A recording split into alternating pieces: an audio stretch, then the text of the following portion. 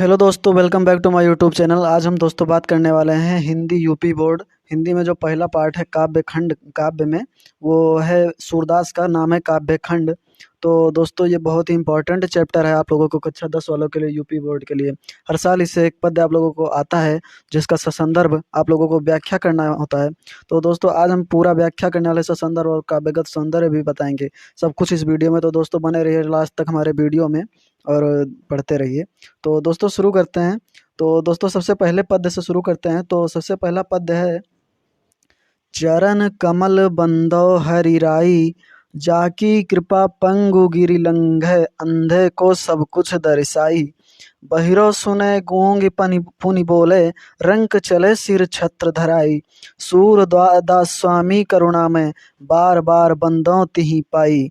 तो दोस्तों इसमें देखिए जो कठिन वर्ड यूज किए गए हैं उन सब के अर्थ पहले हम आप लोगों को बता देते हैं, जिससे आप लोगों को व्याख्या और संदर्भ प्रसंग लिखने में आसानी हो।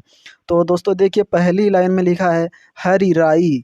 हरि राई मतलब होता है दोस्तों श्री कृष्ण। और अगली लाइन में लिखा है देखिए पंगु। पंगु का मतलब होता है दोस्तों लंगड़ा। और लंघे, लंघे मीन्स होता है दोस्तों लांघ लेना या किसी चीज़ को लांघ जाना। और गैंग मतलब होता है गूंगा, गूंगा। और रंक मतलब होता है दरिद्र, जो मतलब आर्थिक रूप से किसी भी चीज़ के लिए पॉसिबल ना हो, मतलब वो एकदम दरिद्र हो। और पाई मतलब होता है दोस्तों चरण, मतलब पाई, पाई मतलब चरण। तो दोस्तों संदर्भ है इस पद्य का दोस्तों, प्रस्तुत पद्यांश श्री सूरदास द्वारा रचित सूरसागर नामक ग्रंथ से हमारी पाठ्य पुस्तक हिंदी के काव्य खंड में संकलित पद शीर्षक से उद्धृत है। जी हाँ दोस्तों, फिर से बता देता हूँ आप लोगों को, आप लोग चाहें तो नोट भी कर सकते हैं। यह पद्य श्री सूरदास द्वारा रचित सूरसागर नामक ग्रंथ से हमारी पाठ्य पुस्तक हिंदी के काव्य खंड में संकलित पद शीर्षक से उद्धृत है। जी हाँ, इस शीर्षक का नाम है पद। तो दोस्तों प्रसंग देखते हैं। तो इस कविता का प्रसंग है, इस पद्य में भक्त कवि सूरदास जी ने श्री कृष्ण की महिमा का वर्णन करते हुए उनके चरणों की वंदना की है।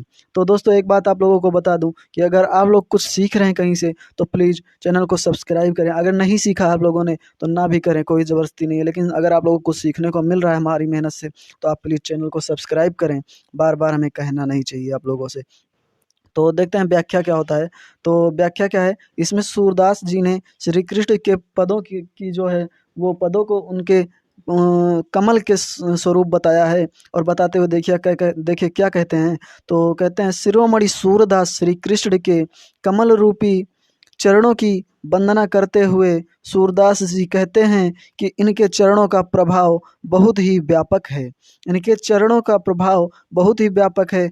इनकी कृपा हो जाने पर लंगड़ा व्यक्ति भी पर्वत को लांघ लेता है।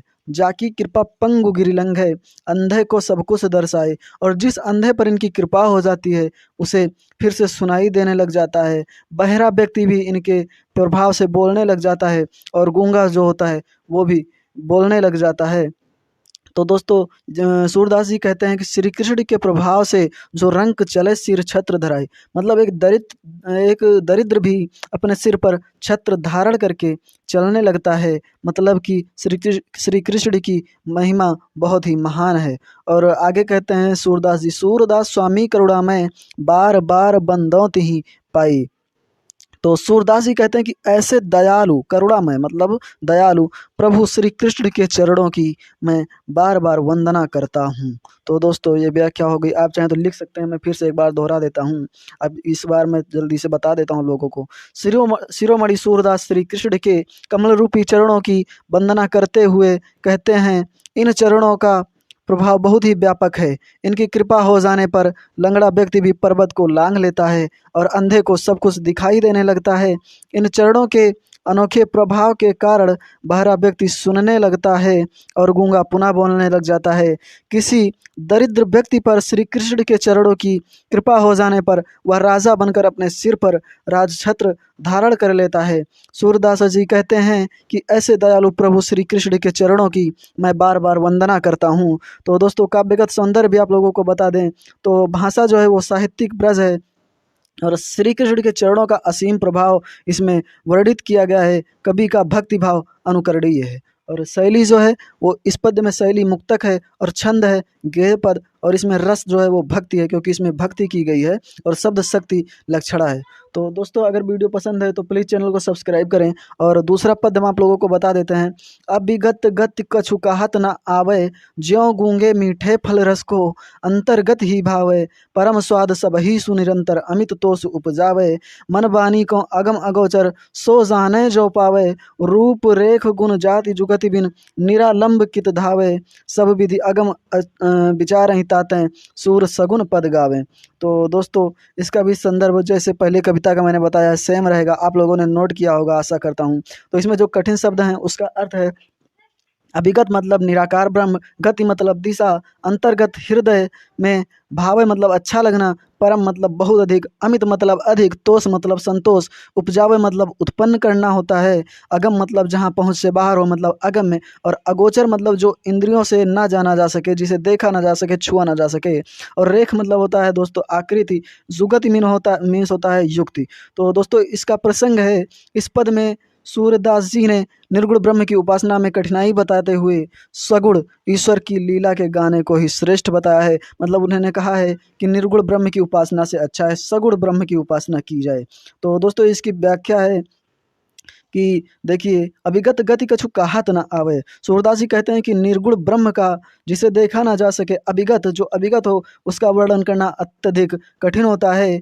उसकी स्थिति के विषय में कुछ भी नहीं कहा जा सकता है। और निर्गुण ब्रह्म की उपासना का आनंद किसी भी व्यक्ति के लिए उसी प्रकार अवर्णनीय है जिस प्रकार गूंगे मीठे फल का स्वाद, गूंगे के लिए मीठे फल का स्वाद, जिस प्रकार गूंगा व्यक्ति मीठे फल के स्वाद को कहकर नहीं प्रकट कर सकता है, वह मन ही मन उसके आनंद का अनुभव करता है, उसी प्रकार निर्गुण ब्रह्म की भक्ति के आनंद का केवल अनुभव किया जा सकता है।